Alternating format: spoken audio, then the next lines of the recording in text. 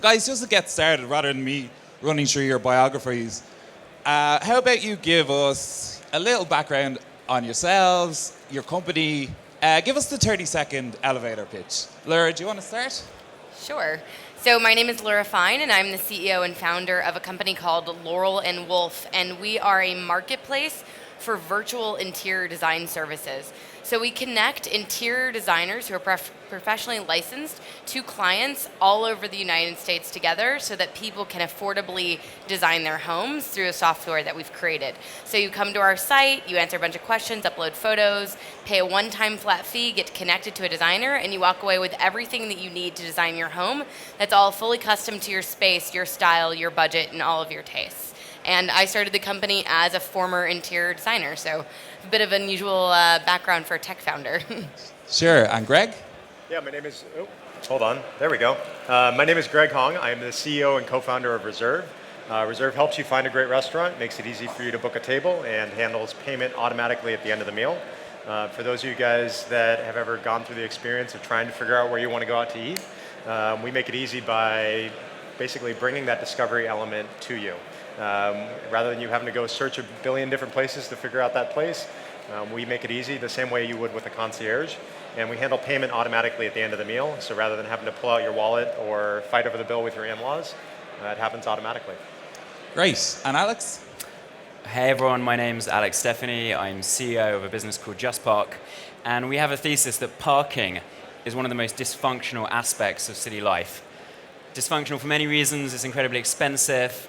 There are £2 billion of parking tickets just in the UK, and it causes huge amounts of traffic and pollution, up to 30%, with people just driving around looking for the goddamn space. We think there's a quite simple solution to this, and that is to efficiently use the space that we already have. The business started as a peer-to-peer platform. There are now 25,000 people renting out their private parking spaces, and we also allow all the major parking companies and all the hotel groups to also make money from their spaces when they're not being used. So there's about 750,000 people using the platform, and we're backed by BMW and Index Ventures. That's great. Thanks for joining me here, guys. So really, like I said, the commonality, I guess, between all of us is that we looked at an offline industry and we saw an online application. Now, Greg, for you, it was restaurants.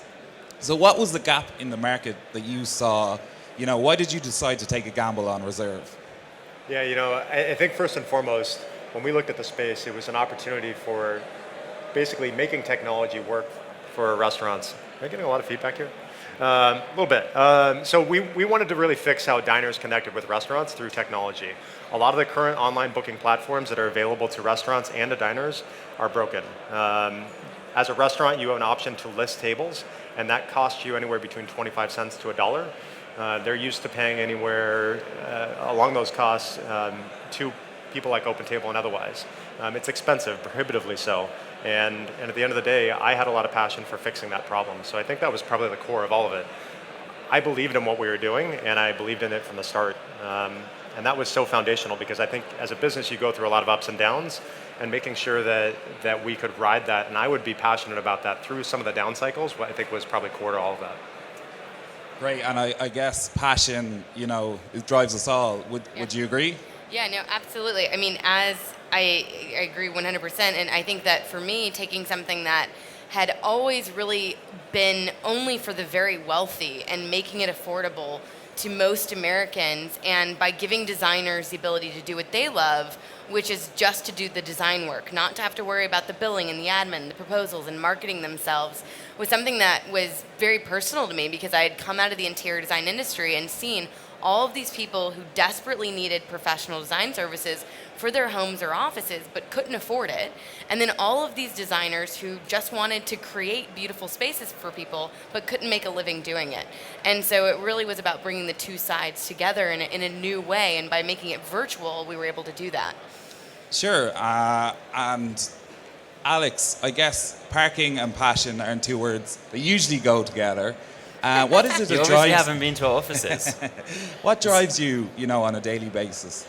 Yeah, I mean, I think you're right. I don't think, many of the people in our team, we're 45 people, grew up dreaming about working in the parking industry. And yet, it is actually incredibly exciting to be working on solving what is a very, very real-world problem that is creating misery and inefficiencies around, in cities all over the world. If you think about the rate at which the world is urbanizing, and now the majority of the world's population live in cities, it's going to be 3/4 of the world's population within most of our lifetimes. These are major problems that we need to solve. And I think people find that very exciting. I think another thing that people find exciting is the fact that this industry is just in its very early stages of digitizing. And so that creates all kinds of interesting challenges, but it also creates greater opportunities. I think you can go into an industry that's already extensively digitized and it's much more competitive and people understand your proposition. But actually, if you take on an industry which is yet to digitize and is largely pre-digital, the problems that you're solving are often more complex and that the value you're bringing is often more additive as a result. Sure. And obviously, this is the startup university stage that we're on. And we're all startups, and there may be a few among us here who are thinking of going down that road. And for online startups specifically, I guess one of the challenges is that journey from the first user to 1,000 users and then beyond. So I'll throw this open to you guys, but what were the difficulties you faced in gaining those first 1,000 users, and how did you overcome them? We started out super scrappy. I mean, honestly, before we even built a full working website, we serviced paying customers through an email version of our product. And then we launched a very basic front-end only version of our site. And then we have continued to build and continue to iterate. And it wasn't, for us, it wasn't necessarily about the first 1,000 users. We had a lot of demand out the gate, which was really exciting, but it was about we were trying to build this incredibly robust software to power this new kind of service. And so it was like, how do we get these first 1,000 users without having to build everything that we're going to need to build? Because I'm sure all of you guys, your product is never done. Your product is always evolving. It's never perfect. You overhaul it, you change it, and like 10 minutes later, you're like, okay, it's time to redo it again. So for us, it was about, how do we get the first 1,000 users on board that can use a basic version of our product and still be excited about it, so that we can continue to build and so that we can prove out the business. Yeah, I can speak to that too. I think for us, it was about how do we find diners that actually want this experience, and we approached a number of different marketing channels to make that happen. I don't think there was any one-size-fits-all in the early days. It was kind of along the lines of, great, where can we find these people? Where are we going to find people that want a concierge type of experience? And how can we try as many channels as possible to figure out what that silver bullet might be for us? I mean, for Just Park, it was really about telling our story. It's such a simple idea that if you have a driveway, you have a parking space and it's empty, why not make some money and provide a service to a driver? I think that really resonated with people, and we got a huge amount of coverage, really just off the back of the idea. And then I think, that is nice, that gives you the initial burst, but in terms of actually creating momentum, I think it's then all about staying close to your customers. That will help you get the first 100,000 users, the first 1 million, first 100 million, and so on. And every entrepreneur that I talk to that's working in an area that is disruptive, they will all tell me, you've got to stay close to your customers. One of the things I did this year was write a book on the sharing economy called The Business of Sharing, and I got to interview a lot of people that started interesting sharing economy companies like Zipcar and Airbnb and Poshmark. And the one theme that came out of all the interviews that I did was that you've got to stay close to your customers. And I think probably the best example is also the best example of the sharing economy, which is Brian Chesky, who spent something like a year going around from Airbnb to Airbnb to Airbnb, literally living with his customers. And it's funny you should talk about the sharing economy, because it's something, I guess, that may be encroaching on some of our markets, and it's definitely something that's grabbing hold here in Europe. It was already a success in the US for a couple of years now, I guess. Well, I would like to say we do have an expert on the sharing economy among us. Where do you guys, a year from now, 2016, where do you guys see the sharing economy? What do you think the sharing economy market, the state of it, will be? Is that one for me? Yeah. I'd say so. Okay, fine. So I think a lot of the macro trends that have already given it a lot of momentum, they're just going to continue. So those are things like increasing internet penetration, falling costs of smartphones, the increasing transparency of our lives and the extent to which we're throwing them online onto social media sites. all of these all of those things are going to continue to propel the sharing economy. But I also think what's going to be really exciting is how new sectors open up and the sharing economy gets traction in new parts of the world. So predominantly so far it's been a consumer-facing phenomenon. What we're going to see is the growth of it as a sort of B2B phenomenon. It's interesting businesses like Cohilo in the US that are actually moving hospital hardware between hospitals. And I think that kind of asset utilization play is going to become much more business-facing. I also think that it's going to get much bigger in the emerging markets than it ever has been in Western Europe, where it's still fundamentally at its core more of a middle-class phenomenon, I have to say. And that's because these behaviors are much more culturally ingrained. Probably a lot of people in this room have maybe been to India or the Philippines, and you've seen people jumping on the back of a bus. Now, when you actually digitize that behavior, as BlaBlaCar are now doing by letting people basically sell car seats on long car journeys, actually you get massive traction with amazing speed. Or look at how Airbnb have opened their own market in Cuba. People have always opened their homes to restaurants. There are 3,000 paladeras in Cuba. And so when you say to people who are living in Cuba, hey, make money by opening up your home and entertaining people, it's second nature to all these people. So so I think it's going to just keep growing, but B2B and also in emerging markets even faster. And for us in the online economy, tracking those shifts and trends is one of the greatest challenges. How do you guys cope with, almost anticipating what your customers will want ahead of time? Laura?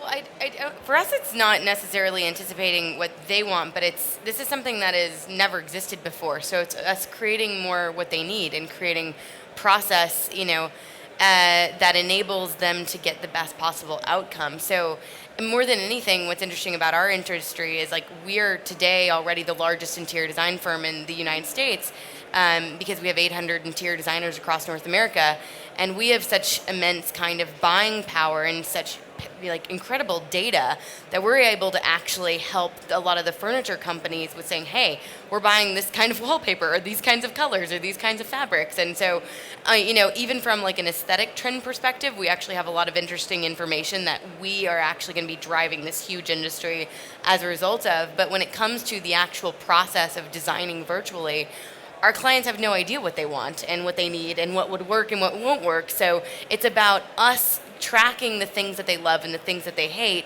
and thinking out in front of them and creating the best possible experience in that way. Yeah, I can agree with that. I think there's a lot of just listening to your customers and understanding more and more what they want. Yeah. The more you talk to them, the more you understand that, hey, I have these real needs. I have a problem. Can you solve it for me? Because if you can, then I'll buy more of whatever it is that you're selling. And we see that a lot with our restaurant partners. And I think you probably share a similar experience with, this is great. But I think that's the general idea. Would you like to start a microphone startup after this? I might just do this. Yeah, this seems far better. Yeah. Alex, do you have anything to add to that? Sorry? In terms of anticipating your customers' demands? Yeah, I guess there's two kind of schools of thought here. There's the management consulting, collect loads of information, look at loads of graphs and data points, and then there's the kind of and then ask them, and then there's the sort of Steve Jobs, I know what people want much better than they know themselves school of thought. And I think actually, unless you are Steve Jobs, which unfortunately I'm not, most people need to kind of tread a happy medium of the both. You need to have external data points, you need to speak to people as much as possible, but I think it's really crucial, especially when you are building something innovative, that you trust your own judgment, that you trust your intuition on these things, because it's very, very easy to get swept away by what other people think. And it's really up to you to understand the problem better than anyone else in the world and to work out what the best solution is. And I don't think anyone is going to provide you with that solution. And so, in the final analysis, you need to listen to as much as possible, be a real sponge for information, but have the confidence to ignore what you feel needs to be ignored. Yeah. Filters are incredibly important, creating the right filters, and because there's a lot of noise otherwise. Yeah. How'd you go about doing that? Sorry? How'd you go about doing that for you? Filtering? Yeah.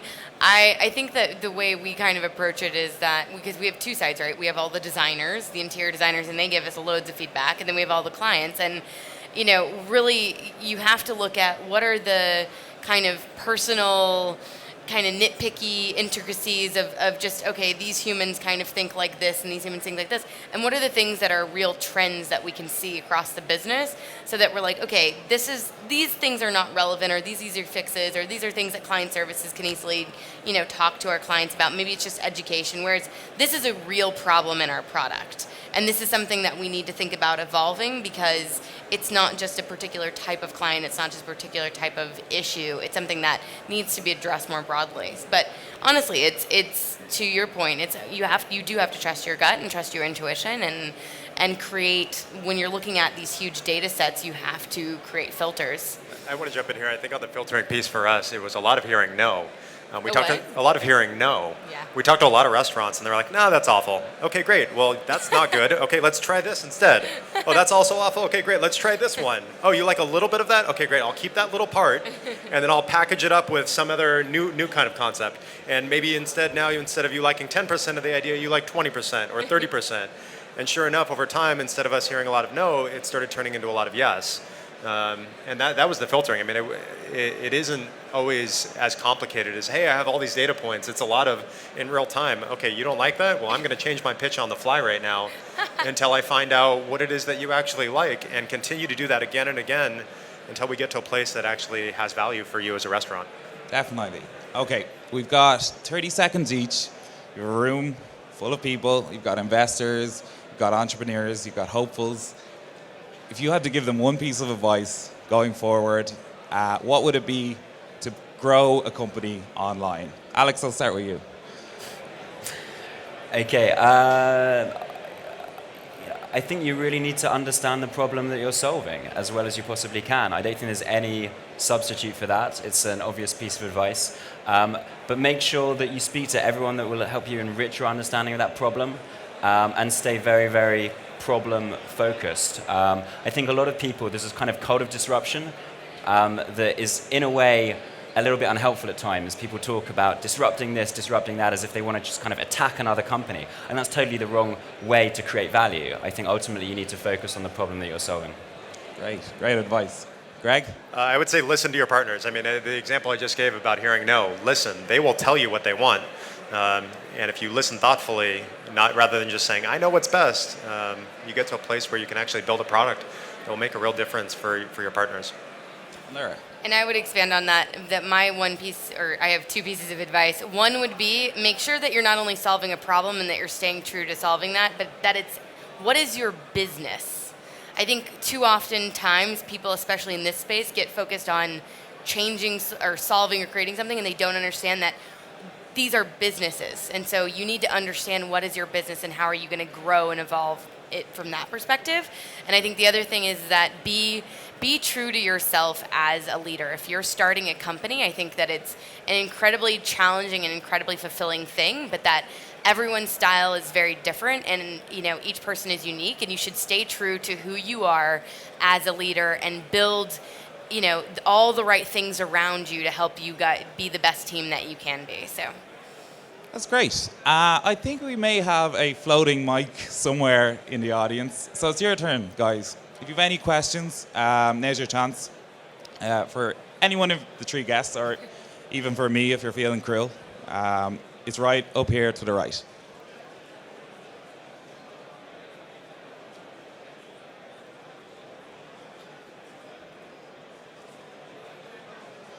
We got one to the right there, yep.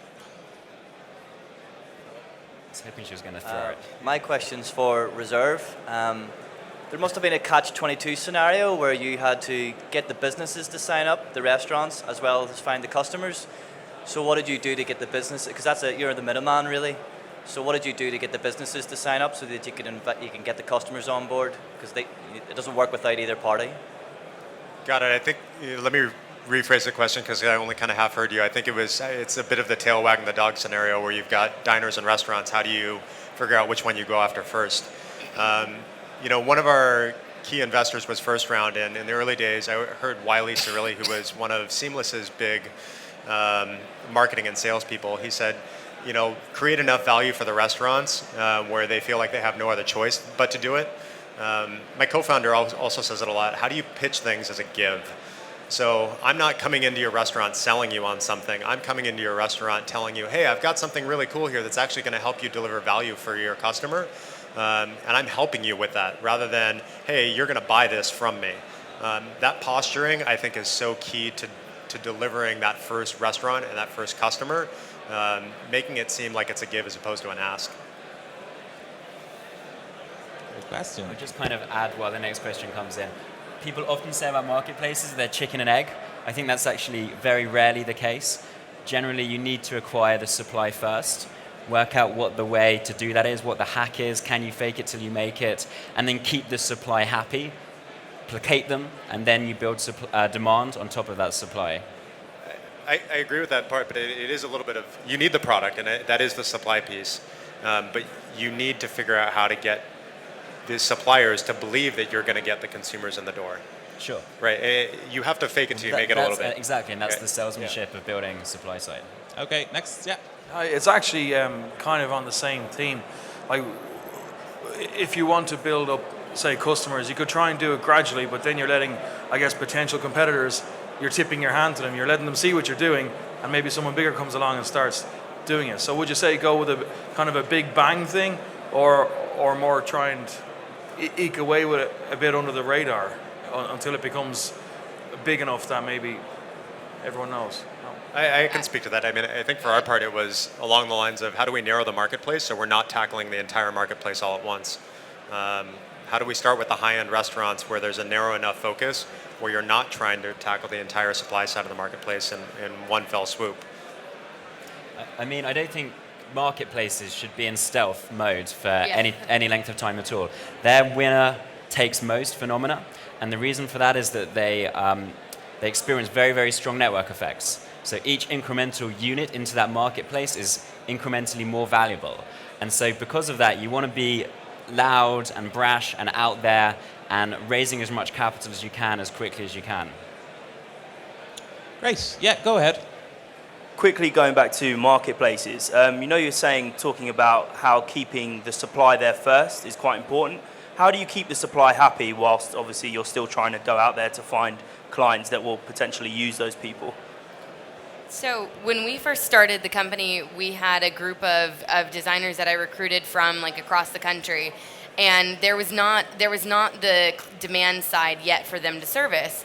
But what we did and what we continue to do as a business is that for our marketplace, we're not just providing financial opportunity for our designers, but we actually have brought them all sorts of like interesting brand opportunities, and we structured them discounts on the software that they use, and we got them featured in major media outlets and all these different things. We created tools and fun things for them to be a part of. So even when there was a little bit of this kind of start and stop motion as we were kind of growing our client, growing our designer base, and trying to figure out what that equilibrium looked like, we were always focused on bringing value to the supply side in other ways outside of just the financial opportunity. And for us, that's what worked, because we were like, hey, we can get you featured in Architectural Digest or whatever these places, or get you a discount on something that you want.